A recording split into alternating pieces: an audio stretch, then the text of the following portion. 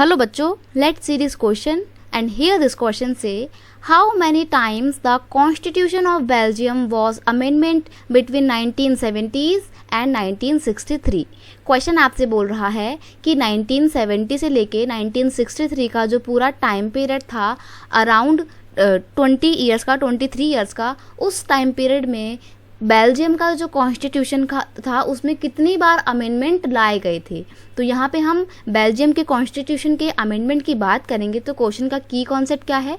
Question का की concept है amendment in Belgium constitution, Belgium के कॉन्स्टिट्यूशन में अमेंडमेंट।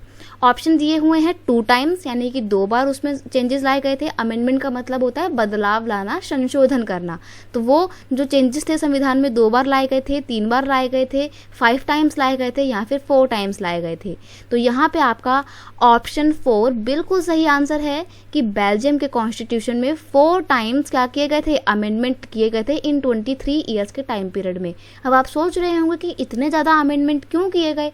तो इसलिए किए गए ताकि पूरे बेल्जियम के जो अलग अलग लिंग्विस्टिक कम्युनिटी के लोग हैं उनके बीच में आपसी भाईचारे को, हार्मनी को बढ़ावा दिया जा सके। It has been amendment 4 time between the 1970 to 1993 so that the diverse community can reside together peacefully। reside का मतलब होता है एक साथ रहना, और diverse community मतलब अलग अलग विभिन्न कम्युनिटी के लोग, सब विभिन्न समुदायों के लोग एक साथ मिलकर शांतिपूर्वक रह सकें। इसके लिए बार बार संशोधन करने पड़े और 4 बार अमेंडमेंट लाए गए थे।